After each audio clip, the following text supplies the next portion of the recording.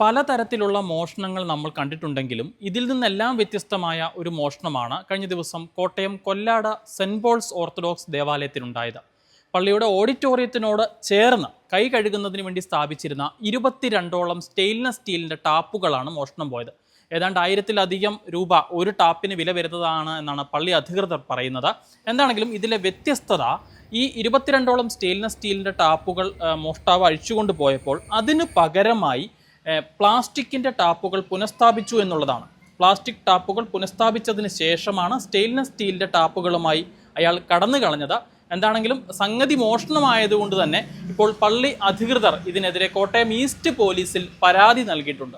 സംഭവിച്ച സംഭവം കഴിഞ്ഞ വെള്ളിയാഴ്ച വൈകുന്നേരം രാത്രി എനിക്ക് ഏകദേശം ഒരു 11 മണി കഴിഞ്ഞായിരിക്കും നമ്മുടെ ഈ കൊല്ലാട് സെൻറ് പോൾസ് പള്ളിയുടെ ഈ ഓഗൻ ഓഡിറ്റോറിയത്തിൻ്റെ സമയമുള്ള ഈ വാഷ് ബേസിൽ നിന്ന് സ്റ്റെയിൻലെസ് സ്റ്റീൽ ടാപ്പുകൾ 20 കാണാൻ പോയി. അപ്പം അതിന് മുമ്പ് തന്നെ വെള്ളിയാഴ്ച ഉച്ചയ്ക്ക് ഒരു മനുഷ്യൻ ഇതിലെ പോകുന്നത് ഇവരുടെ കെയർടേക്കറായ കൊച്ചുമോൻ കണ്ടായിരുന്നു. ഞങ്ങളുടെ കാര്യം പറയുകയും ചെയ്തു. ഞങ്ങളിവിടെ ഞാൻ രണ്ടച്ഛന്മാരും അതുപോലെ ട്രസ്റ്റി സെക്രട്ടറിയും കൊച്ചുമോനും ഇവിടെ നിന്ന് പിരിയുന്നത് തന്നെ വൈകിട്ട് ഇവിടുത്തെ കുരിശിംഗ പ്രാർത്ഥന കഴിഞ്ഞൊരു 7:30 ശേഷമാണ് പിരിയുന്നത്.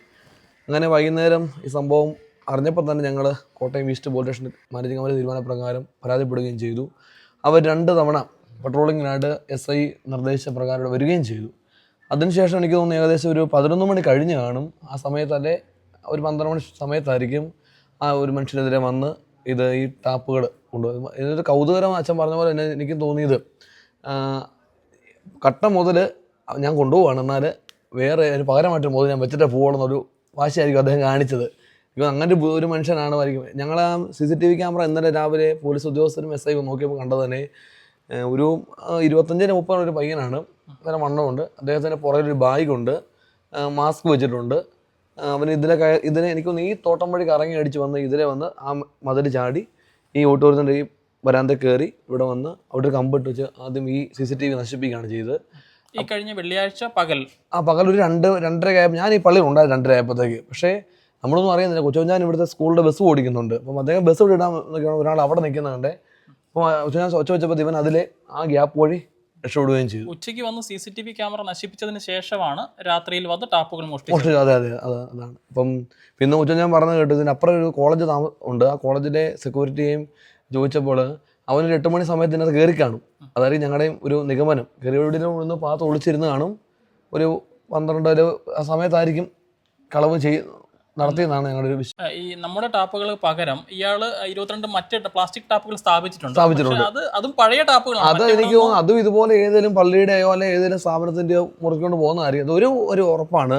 അദ്ദേഹത്തിന് പ്ലംബിങ് ജോലിക്ക് അറിയാവുന്ന മനുഷ്യനാണ്. കാരണം വ്യക്തമായിട്ടത് ടാപ്പുകളൊക്കെ ടേപ്പ് വെച്ച് ചുറ്റി അത് സ്ഥാപിച്ചിരിക്കുക. ഈ ടാപ്പുകളാണോ അറിയാം. ആദ്യം എനിക്കൊന്നേ ഒരു 6-10 ടാപ്പോളം അദ്ദേഹം പുതിയതായിരിക്കും നമ്മുടെ വിശ്വാസം. നീ ഇവിടുന്ന് നേരം കൊണ്ടുപോകുന്ന അറിയത്തില്ല. ബാക്കിയൊക്കെ പഴയതും ഇതിനകത്തുണ്ട്. മറ്റെവിടുന്നോ അഴിച്ച ടാപ്പുകൾ ബാക്കി ഇവിടെ കൊണ്ട് സ്ഥാപിച്ച. അതെ അതായിരിക്കും.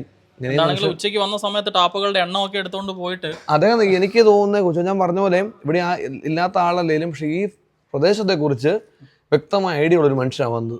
അദ്ദേഹം കാണുമ്പോൾ തന്നെ നമുക്ക് അറിയാം, ഒരു നമ്മുടെ അത്ര പൊക്കൊക്കെ ഉള്ളൂ, നല്ല വണ്ണമുണ്ട്, കുറേ ഒരു ബാഗൊക്കെ തൂക്കി. ഇപ്പോൾ പുതിയ രീതികളാണല്ലോ, മോഷ്ടാക്കളുടെ ശ്രമങ്ങളാണല്ലോ.